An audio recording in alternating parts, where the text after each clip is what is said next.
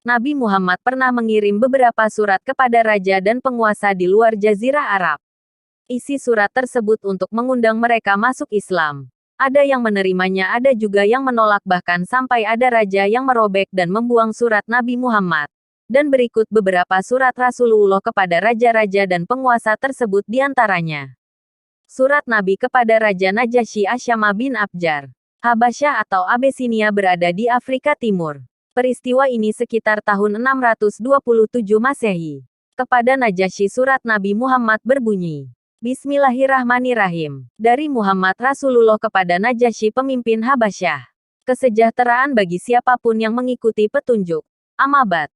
Aku memuji bagi Tuhan kepada Allah yang tiada ilah selainnya. Dialah penguasa yang maha suci. Yang memberi kesejahteraan, memberi perlindungan dan yang berkuasa. Aku bersaksi bahwa Isa bin Maryam adalah roh Allah dan kalimatnya yang disampaikan kepada Maryam yang perawan. Baik. Dan menjaga kehormatan diri, lalu dia mengandung Isa dari rohnya dan tiupannya sebagaimana dia menciptakan Adam dengan tangannya. Aku menyeru kepada Allah semata. Yang tiada sekutu baginya dan senantiasa menaatinya. Dan hendaklah Tuhan mengikuti aku. Beriman kepada apa yang diberikan kepadaku. Sesungguhnya aku adalah utusan Allah dan aku menyeru Tuhan dan pasukan Tuhan kepada Allah Azza wa Jalla. Aku sudah mengajak dan memberi nasihat, maka terimalah nasihatku. Kesejahteraan bagi siapapun yang mengikuti petunjuk. 2. Surat Nabi Muhammad kepada Raja Mesir Mukaukis. Penguasa Mesir di ibu kota Iskandaria menunjukkan persahabatannya ketika menerima surat Nabi Muhammad yang diantarkan oleh Hatib bin Abi Balta'ah. Mukaukis itu gelar Raja Mesir di zaman koloni Romawi. Berasal dari bahasa Kipti, Pekaucios. Orang Arab mengejanya menjadi Mukaukis. Nama penguasa Mesir di zaman Nabi Muhammad adalah Juraij bin Mata. Safiyur Rahman Al-Mubarakfuri dalam bukunya Sirah Nabawiyah menceritakan, surat Nabi Muhammad kepada Mukaukis berbunyi, Bismillahirrahmanirrahim. Dari Muhammad Abdullah dan utusannya kepada Mukaukis Agung Al-Kipti. Keselamatan bagi siapapun yang mengikuti petunjuk. Amabat. Aku menyeru Tuhan dengan seruan Islam. Niscaya Allah akan memberikan pahala kepada Tuhan 2 kali lipat. Namun jika Tuhan berpaling, maka Tuhan akan menanggung dosa seluruh penduduk Kipti. 3. Surat untuk Raja Khosrau kedua penguasa Persia. Nabi Muhammad juga mengirimkan surat pada Raja Khosrau kedua selaku penguasa Persia. Surat itu melalui Abdullah bin Huzhaifah As-Sahmi yang isinya seruan masuk Islam.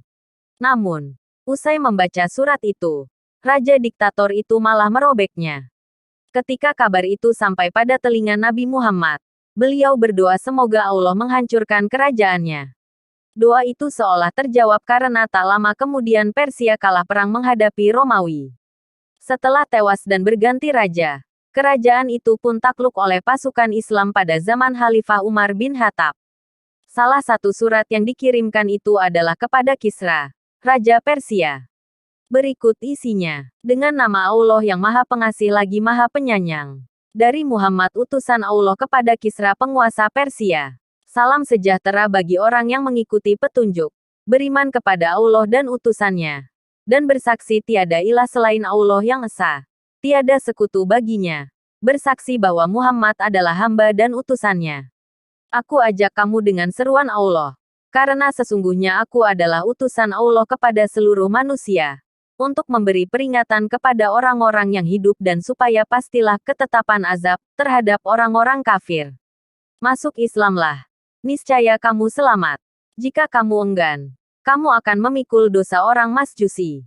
4. Surat Rasulullah kepada Heralikus, Raja Romawi, yang dibawa oleh Dihyah Al-Kalbi. Teksnya berbunyi, dengan nama Allah, pengasih dan penyayang. Dari Muhammad hamba Allah dan utusannya kepada Heralikus pembesar Romawi. Salam sejahtera bagi yang mengikuti petunjuk yang benar. Dengan ini saya mengajak Tuhan menuruti ajaran Islam. Terimalah ajaran Islam. Tuhan akan selamat. Tuhan akan memberi pahala 2 kali kepada Tuhan. Kalau Tuhan menolak, maka dosa orang-orang Arisien. Heraklius bertanggung jawab atas dosa rakyatnya karena dia merintangi mereka dari agama, menjadi tanggung jawab Tuhan. Wahai orang-orang ahli kitab, marilah sama-sama kita berpegang pada kata yang sama antara kami dan kamu, yakni bahwa tak ada yang kita sembah selain Allah dan kita tidak akan mempersekutukannya dengan apapun, bahwa yang satu takkan mengambil yang lain menjadi Tuhan selain Allah. Tetapi kalau mereka mengelak juga, katakanlah kepada mereka, saksikanlah bahwa kami ini orang-orang Islam. Ketika Rasulullah mengirim surat kepada Kaisar Heralikus dan menyerukan kepada Islam, pada waktu itu Kaisar sedang merayakan kemenangannya atas negeri Persia. Begitu menerima surat dari Rasulullah, sang Kaisar pun berkeinginan untuk melakukan penelitian guna memeriksa kebenaran kenabian Muhammad. Lalu Kaisar memerintahkan untuk mendatangkan seseorang dari bangsa Arab ke hadapannya. Abu Sufyan, waktu itu masih kafir, dan rombongannya segera dihadirkan di hadapan Kaisar. Abu Sufyan pun diminta berdiri paling depan sebagai juru bicara karena memiliki nasab yang paling dekat dengan Rasulullah.